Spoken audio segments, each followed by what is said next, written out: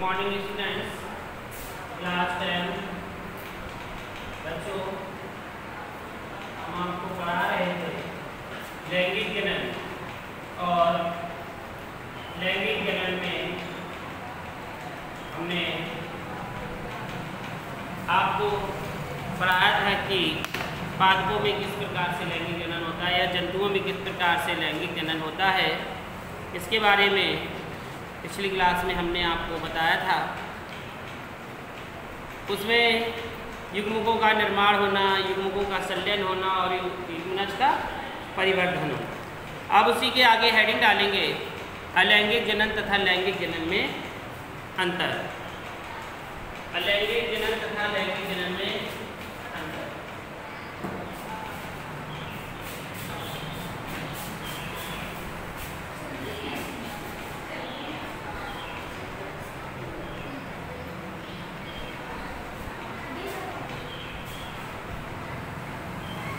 अलैंगिक जनन तथा लैंगिक जनन में अंतर। देखिए डिफरेंस इन सेक्सुअल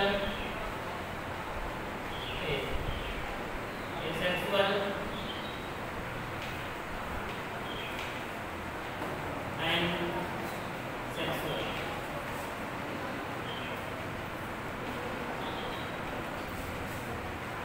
लिख लीजिए अलैंगिक जनन तथा लैंगिक जनन में अंतर। दो आप कॉलम बना लेंगे, इसमें एक तरफ आपका होगा लैंगिक जनन और दूसरे कॉलम में होगा लैंगिक जनन। ठीक है, अलैंगिक जनन एक तरफ एक कॉलम में होगा और दूसरे कॉलम में होगा लैंगिक जनन। तो जैसा कि आप लोग पढ़ चुके हैं उसी के आधार पर ही इन दोनों में डिफरेंस भी किया गया है। तो पहला पॉइंट आप लैंगिक जनन में लिखेंगे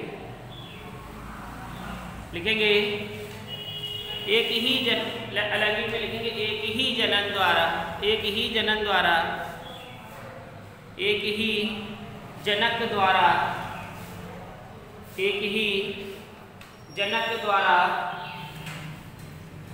संतान की उत्पत्ति होती है। जैसा कि हम आपको बता चुके हैं, जैसा कि हाइड्रा है ना, और क्लेमाइडोमोनास है, और क्या है, ईस्ट है। इस प्रकार के जो होते हैं उनसे देखिए एक ही जनक होता है और एक ही जनक से दूसरे संतान की उत्पत्ति भी हो जाती है। यानी कि माता पिता क्या होते हैं उसमें एक ही होते हैं कि अलग अलग होते हैं। इसमें लिखेंगे अब लैंगिक में लिखेंगे संतान की उत्पत्ति के लिए दो जनकों का होना आवश्यक है। संतान की उत्पत्ति के लिए दो जनकों का होना आवश्यक है। संतान की उत्पत्ति के लिए दो जनकों का होना आवश्यक है। नंबर सेकंड लिखेंगे अलैंगिक में लिखेंगे इसमें युग्मकों की आवश्यकता नहीं होती। इसमें युग्मकों की आवश्यकता नहीं होती।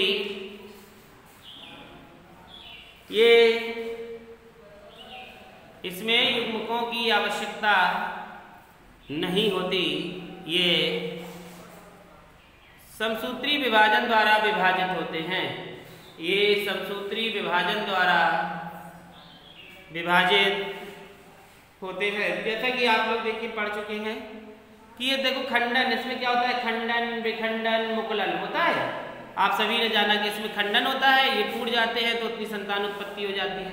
विखंडन होता है, बढ़ जाते हैं, या फिर इसमें मुकुलन हो जाता है। इस प्रकार से संतान की उत्पत्ति होती है। दूसरा सेकंड पॉइंट लिखेंगे युग्मकों के निर्माण के लिए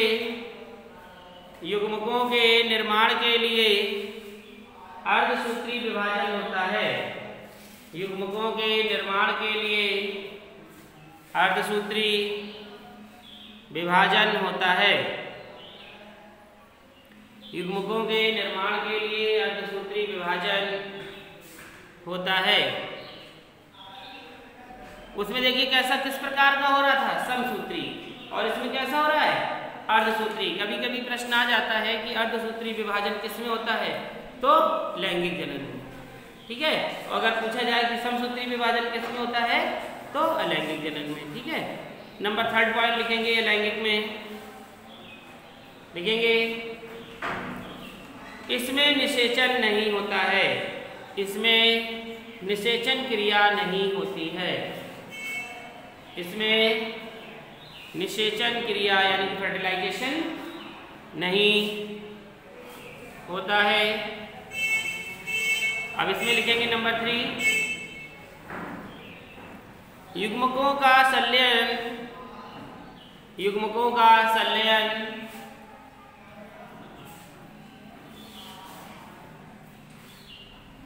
जिसे निषेचन कहते हैं, युग्मकों का संलयन जिसे निषेचन कहते हैं, यह लैंगिक जनन में होता है। युग्मकों का संलयन जिसे निषेचन कहते हैं, यह लैंगिक जनन में होता है, यह लैंगिक जनन में होता है। नंबर 4 लिखेंगे, नए जीव पूर्णतः जनक के समान, नए जीव पूर्णतः, नए जीव पूर्णतः जनक के समान गुणों वाले होते हैं, नए जीव पूर्णतः जनक के समान गुणों वाले होते हैं, नए जीव पूर्णतया जनक के समान गुणों वाले होते हैं। अब लैंगिक जनन में लिखेंगे संतति के लक्षणों में, तो हमने जैसे आपको बताया था कि बिल्कुल एक से एक हूबहू होते हैं ना, लेकिन जो लैंगिक वाले होते हैं उनमें डिफरेंस होता है, कभी कलर डिफरेंस हो जाता है, आई डिफरेंस हो जाता है, नहीं हो जाता है।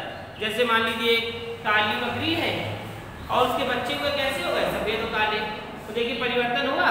जैसे माँ बाप गोरे, बच्चा कैसा हो गया, ब्लैक या सांवला, तो डिफरेंस हुआ ना, तो ये डिफरेंस आ जाते हैं। तो लिखेंगे संतति के लक्षणों में परिवर्तन पाया जाता है, या माता पिता कैसे अंधे लेकिन बच्चा क्या है, अंधा नहीं है, तो ये भी तो परिवर्तन है। संतति के लक्षणों में परिवर्तन पाया जाता है, इनमें दोनों जनकों के गुण भी पाए जाते हैं, इनमें दोनों जनकों के गुण भी पाए जाते हैं, दोनों जनकों के गुण भी पाए जाते हैं। लिख लिया? चलिए अभी आपका पूरा हो गया लैंगिक जनन तथा लैंगिक जनन में अंतर। इसके बाद न्यू हेडिंग डालेंगे, इसका नाम है मानव में लैंगिक जनन। अभी कितने जंतुओं में चल रहा था, जंतु क्या है, बहुत से जंतु हैं, लेकिन अब मानव बिल्कुल डिफरेंस है, तो लिखेंगे मानव में लैंगिक जनन।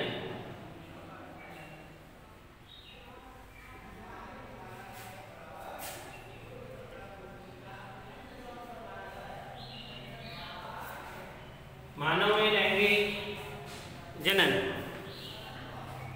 Sexual reproduction in human.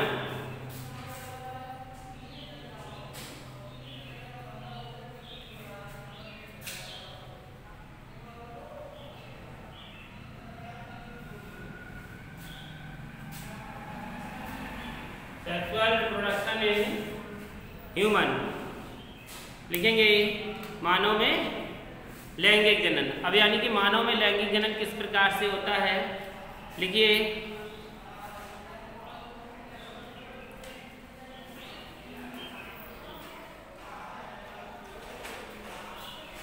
किसी भी प्राणी के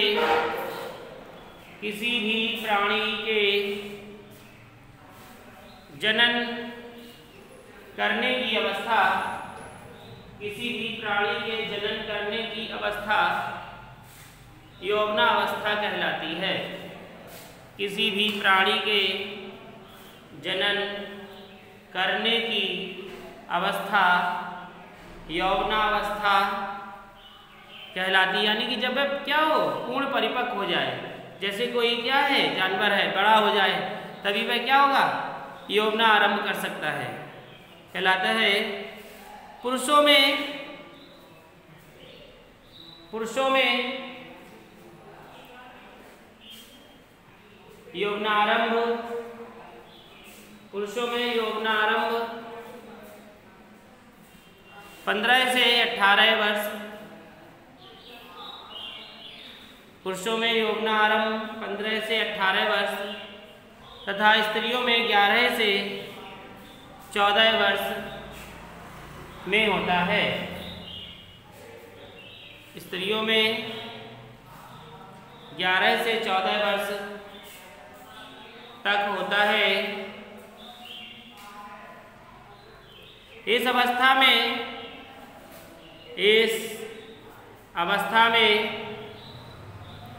स्त्री एवं पुरुषों के लक्षणों में, इस अवस्था में स्त्री एवं पुरुषों के लक्षणों में कुछ महत्वपूर्ण बदलाव भी आते हैं, कुछ महत्वपूर्ण बदलाव भी होते हैं जो लैंगिक लक्षणों के कारण होते हैं, जो लैंगिक लक्षणों के कारण होते हैं। इन्हीं लक्षणों के कारण स्त्री व पुरुष में, इन्हीं लक्षणों के कारण स्त्री व पुरुष में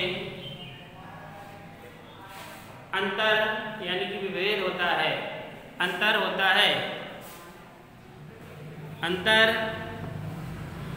है।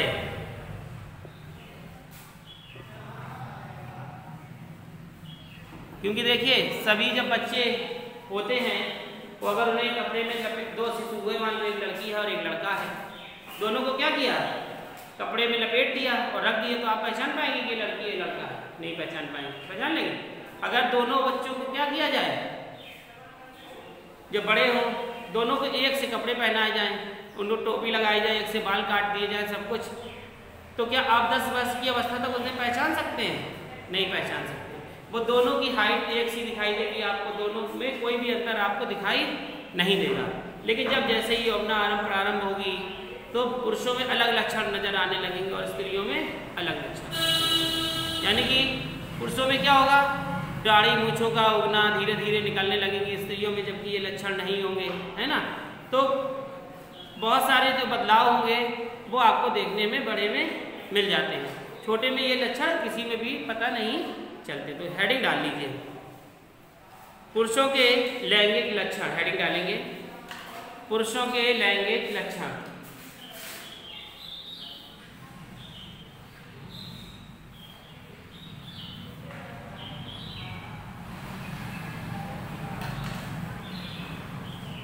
पुरुषों के लैंगिक लक्षण, देखिए पुरुषों के लैंगिक लक्षण क्या है। जैसे ही वे यौवना आरंभ में प्रारंभ होते हैं उनकी छाती कैसी हो जाती, चौड़ी हो जाती है, वे युवा से दिखने लगते हैं। जैसे इंटर तक बच्चा पढ़ रहा है, स्कूल तक, भाई आपको बच्चा समान ही दिखाई देता है, लेकिन जैसे में कि यौवना आरंभ में आता है एकदम से कैसा पुरुष समान दिखाई देने लगता है, एकदम ऐसा लगता है जैसे बढ़ गया हो, बड़ा हो गया, है ना।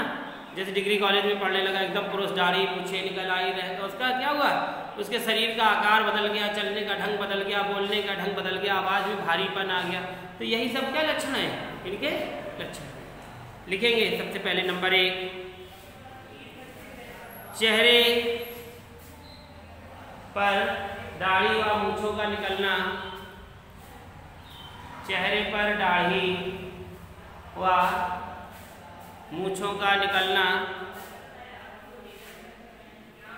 व शरीर पर बालों का उगाना, व शरीर पर बालों का उगाना। नंबर 2, तो समझ में आया? शरीर देखो दाढ़ी मूछें निकल आती है, शरीर पर छाती में बाल निकल आते हैं, कंधे पे निकल आते हैं ना, बहुत से लोगों के हाथों में निकल आते हैं, यहाँ पे। लेकिन स्त्रियों में ये गुण होते हैं? नहीं होते हैं। दूसरा पॉइंट लिखेंगे, आवाज का भारी हो जाना। आवाज का भारी हो जाना।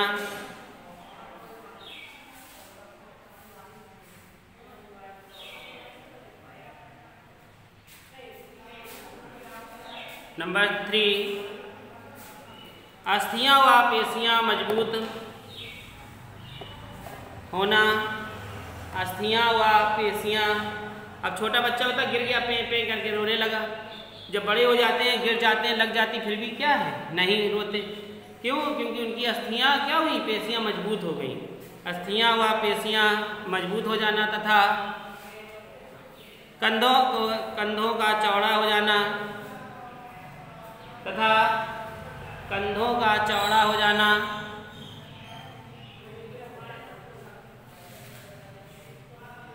अगला नंबर, शरीर की लंबाई का बढ़ जाना।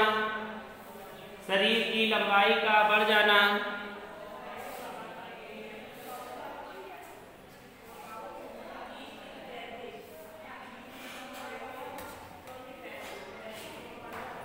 अगला, तथा जनन अंगों में वृद्धि होना। तथा जनन अंगों में भी वृद्धि होना। तो ये थे किसके गुण? पुरुषों के लैंगिक गुण थे, लैंगिक लक्षण थे। अब हेडिंग डालेंगे, स्त्रियों के लैंगिक लक्षण।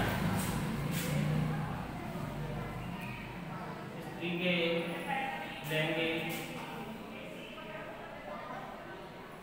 लक्षण।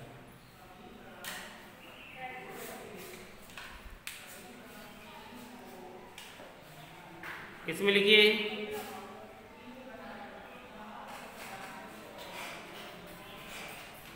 आवाज का पतला व मधुर होना। आवाज का पतला व मधुर होना।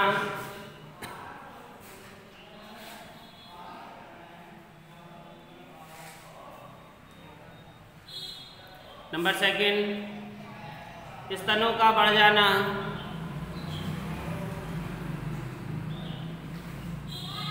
स्तनों का बढ़ जाना। नंबर 3, श्रोणि मेखला तथा नितंब का चौड़ा होना। श्रोणि मेखला तथा नितंब। श्रोणि मेखला तथा नितंब का चौड़ा होना।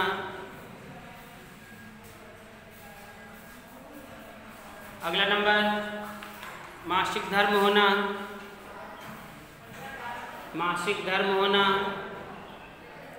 आदि। ठीक है, ये थे किसके गुण? स्त्री के गुण। ठीक है,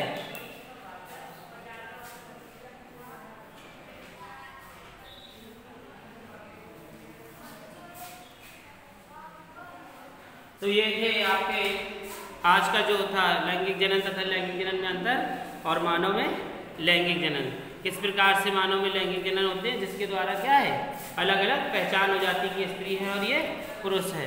ठीक है, अगर कोई उसे दबा के भी रखना चाहे तो रख सकता है? नहीं रख सकता, क्योंकि वह ये कैसे विकसित शरीर से अपने आप विकसित होते हैं, तो इन्हें हम रोक नहीं सकते। चाहे जितना भी रोकने की कोशिश करें, अगर दाढ़ी मूंछों को पुरुष रोके तो क्या रोकेगी? नहीं, सब निकल आएंगी बाहर। ग्रोथ को अगर रोकना चाहे तो रोक सकती है ग्रोथ, नहीं। कुछ बच्चे जैसे घर पे रहते हैं तो क्या वो बढ़ते नहीं हैं? वो भी बढ़ते हैं। जो बाहर खेलते हैं उनमें भी ग्रोथ होती है ना।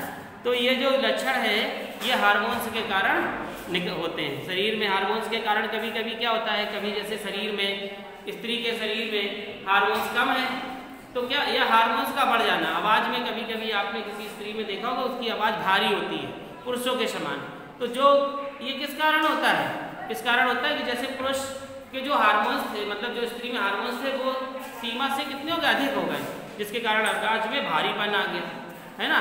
और कभी कभी पुरुषों में आवाज़ पतली होती है एकदम, है, उनकी चाल ढाल भी कैसी होती थी, यानी कि कोई ना कोई हार्मोन्स या सूत्र उनमें कम था, जिसके कारण उनमें ये कमी आ गई। तो आज के लिए इतना, इसके आगे का हम आपको अगला भाग पढ़ाएंगे।